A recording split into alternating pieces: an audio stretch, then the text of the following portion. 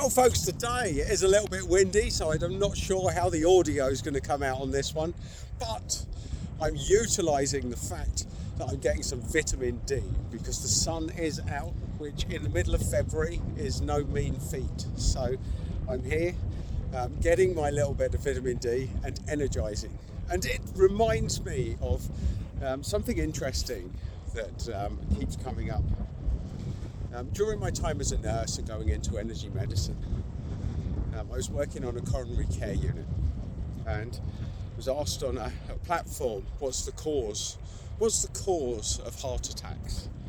Now, if you want to go down the establishment route, they'll tell you it's genetics, that there's nothing you can do about it, that if you smoke, if your diet is bad, then all of these are factors that you can do stuff about. And it never ceases to amaze me the amount of people change their diet and realise it does nothing or very little impact on their cholesterol. So let me give you my tuppence worth. What is the cause of heart disease? I will tell you for certain that the main cause of heart disease is your relationship with yourself. Now I want you to let that sink in for a second, because our thoughts control everything else. They affect the crystalline structure of water.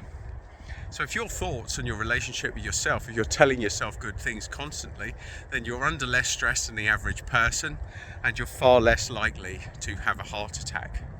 Now, what are the things that cause daily stress? Here's a few indicators. Family feuds. So beyond the next step down from relationship with yourself, if that's not right, then the odds are that you'll have an issue with a close family member, mother, father, son, daughter, brother, sister.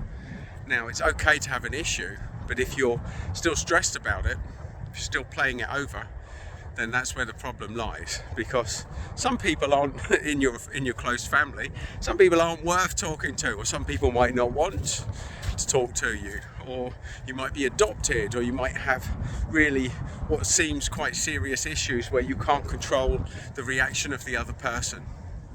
So yes, that will cause it, but that directly goes right back to your relationship with yourself. So beyond that, now here's the two big indicators that there was always in place for everyone I ever spoke to that had a heart attack. These are massive. That you're in a job that you hate, and you're probably stuck in it because they're paying you too much money to get anywhere else, or at least you're telling yourself this.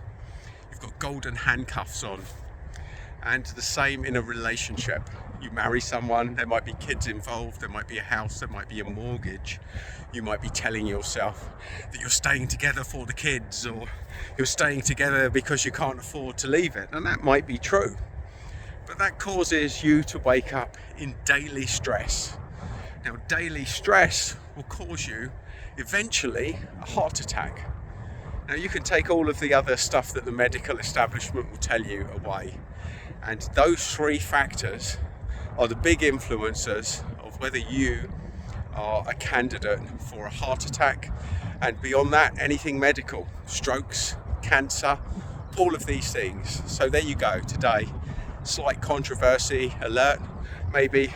I've been woken up by the sun today, folks, and the mild wind, which you can probably hear in the background. But that is today my reflection on speaking to thousands of people in a coronary care unit who'd just had a heart attack.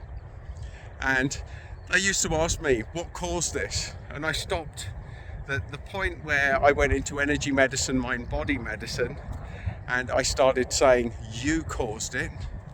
People didn't like that, but it gives them an empowered space to do something about it.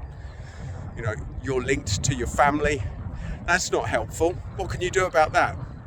I will argue that your family link towards heart disease is that if they have a stressy mindset and are telling you unproductive things and tell themselves unproductive things and have a bad relationship with themselves, then you'll pick up that behavior, which will indicate that you are likely to have a heart attack. So there you go, folks. Today, bit of controversy, bit of insight. I'd love to hear your comments on this one, because this is the information that you will very rarely, if ever, hear any doctors or medical professionals talk about, because they're not trained to do it and they haven't done the research that I have. And this is based on thousands of conversations with people that actually had heart attacks, strokes and newly diagnosed cancers.